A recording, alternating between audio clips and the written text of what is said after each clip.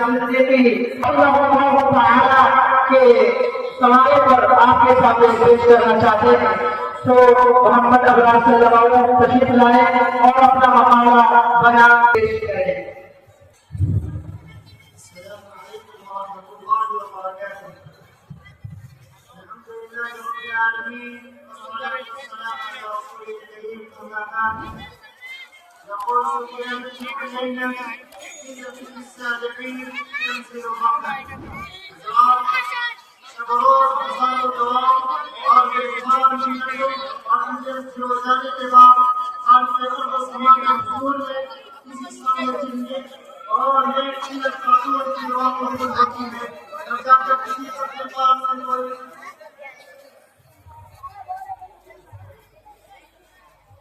تب جا کر کسی وقت پاک سے کسی اور ایک خاتون کی دعا قبول ہوتی ہے.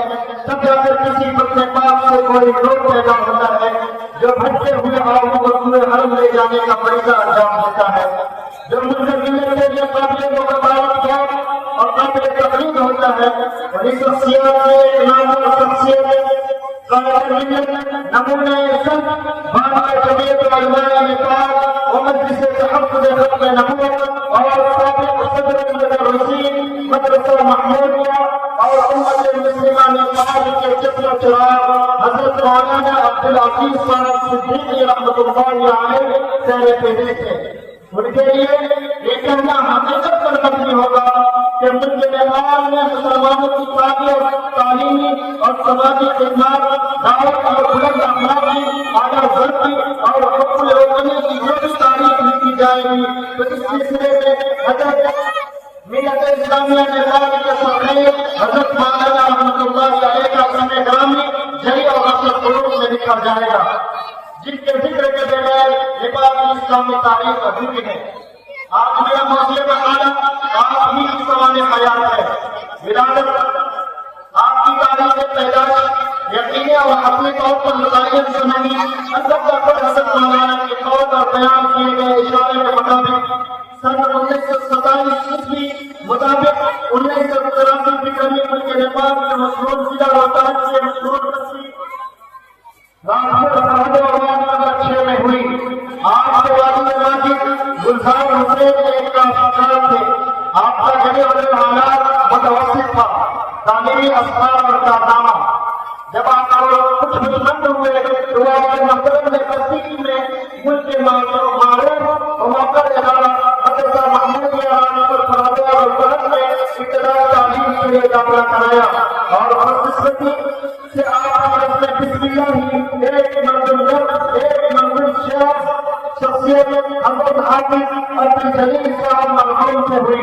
ابتدائی تعلیم قاعدہ قرآن قرآن مجید اور اردو عربی فارسی وغیرہ کی تعلیم سے فراغت پا کر مزید جسمانی بجھانے کے لیے مدرسے باہر طرف سے سفر باندھا اور چمپارن کے مشہور ادارہ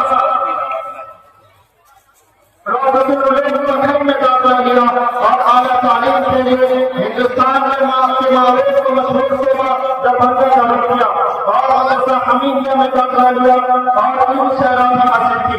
اس کے بعد آپ اپنے سماج اور اپنے وطن کی حالت کو مد نظر رکھتے ہوئے فقہ اور منطق و فلسفہ پر زور دیا اور خوب مہارت حاصل کی. الحمدللہ آپ نے اپنی تعلیم اچھی طرح مکمل کی اور آپ کے اساتذہ میں حضرت حافظ عبدالجلیل حضرت مولانا عبدالرزاق حضرت مولانا افضال علی حضرت مولانا عبدالسلام حضرت مولانا عبدالشکور رحمہ اللہ وغیرہ صاحب فہرست ہیں.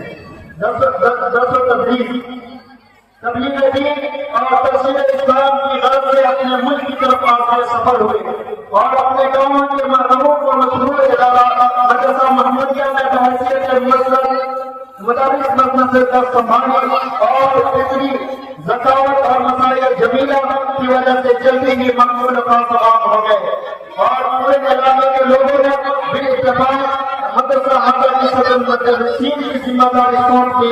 چنانچہ حضرت والا کے ذمہ دار مدرسوں کی حیثیت سے انتظامی امور میں انجام دیتے رہے تو اسی کے ساتھ درس میں حدیث منطق و فلسفہ کی اعلیٰ کتابیں حضرت والا الہی کے زیر درس رہی، مثلا جامعہ ترمذی، اسقاط المصابیح، قافیہ، سلسلۃ العلوم وغیرہ. اس طرح اس وجہ سے زائد مدت تک ایک تعلیمی میدان میں نام پیدا کیے اور ایک پر سے ایک شکمار پیدا کیے، جن سے جس نے اپنی زبان اور قلم سے اس خطے میں علم کی روشنی دکھائی اور یہ سلسلہ اب تک جاری ہے.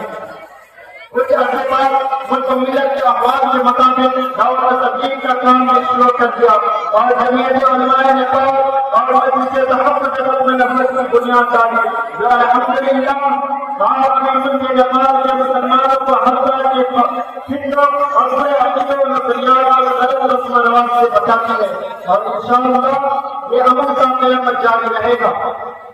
ان سب کے علاوہ آپ نے سیاست میں بھی پنجہ آزمائی کی اور الحمدللہ بہترین کامیابی بھی پائی، لیکن مجازن آپ دینی جذبے سے سرکار کے یہ تمام مسئولیات ذمہ داریاں کہیں ذکر اللہ یاد الہی کے آگے نہ آئیں. اس جن نے آپ کو سیاست چھوڑنے پر مجبور کیا اور آپ نے سیاست کو ترک کر دیا، کیونکہ جس سے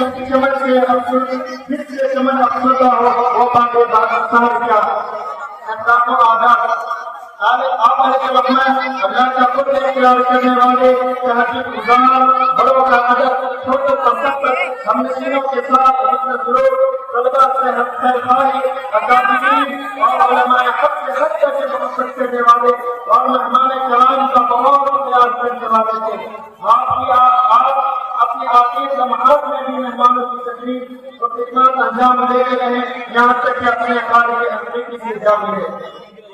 آپ کی وفات مطابق 27 جون 2024 بروز جمعرات وقت سے شام 6 بجے ہوئی.